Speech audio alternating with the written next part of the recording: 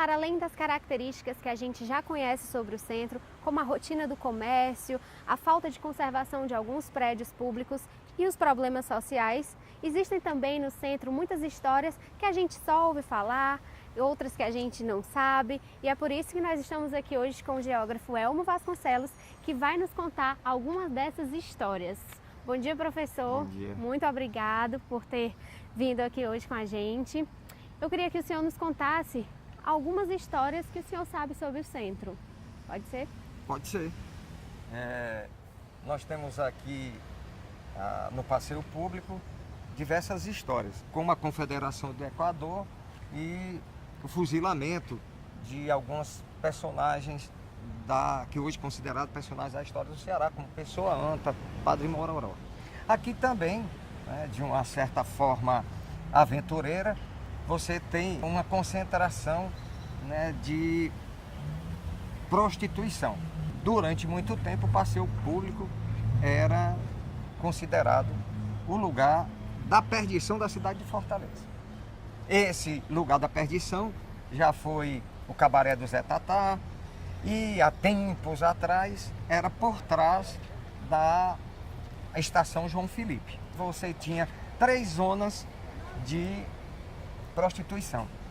Você tinha o Oitão Preto, você tinha a Cinza e você tinha o Curral. Ficou associado o lugar onde se guardam e alimentam animais, animais de carga, com prostituição.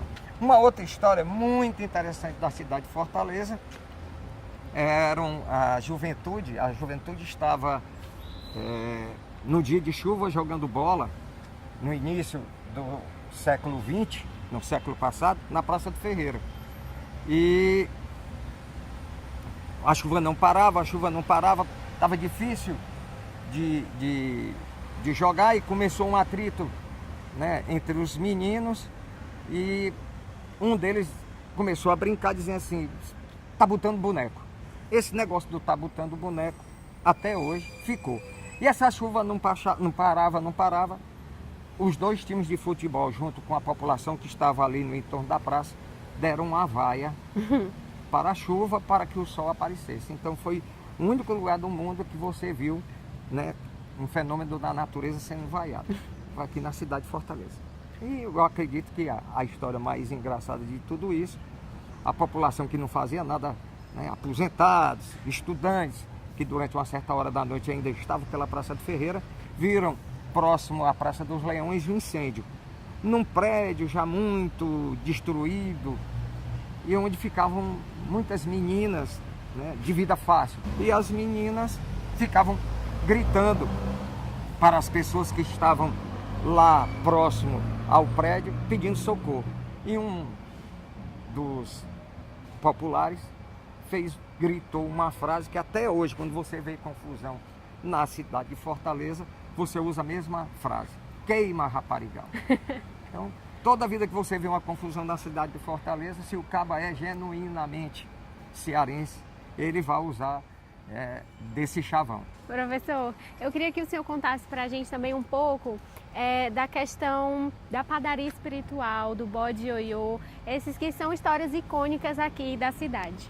Fortaleza é uma das poucas cidades distantes da capital federal que não bebiam daquilo que era filtrado pela capital do Império.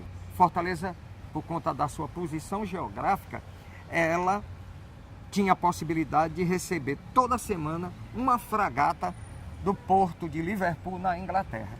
Então traziam jornais, livros, tudo novinho, sem o filtro da capital federal. E isso deu uma base de leitura para uma elite de Fortaleza, que começa a criar movimentos intelectuais, de protestos também, aqui na capital. Um deles, movimento abolicionista, por isso o Ceará vai se tornar o primeiro estado brasileiro a libertar seus escravos, e um outro tão importante quanto a padaria espiritual. Haviam membros no movimento abolicionista que eram da padaria espiritual. E sobre o bode ioiô, que eu sei que ele passeava pelas ruas do centro. Eu acho que também é uma história que vale a pena ser contada. Existem várias histórias de animais que eram soltos na cidade de Fortaleza que se tornaram ícones. O bode ioiô é um deles, né?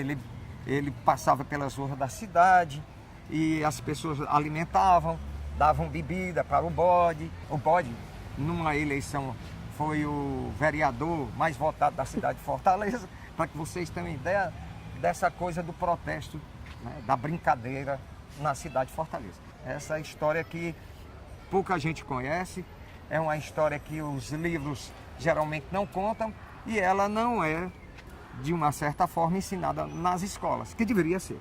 Muito obrigada, professor. Foi muito bom conhecer essas histórias, essas peculiaridades do centro, de Fortaleza, que a gente não vê nos livros por aí. Eu é que agradeço a atenção e espero que as pessoas que acessem a programação consigam ter um entendimento melhor da cidade de Fortaleza, da sua evolução urbana e histórica.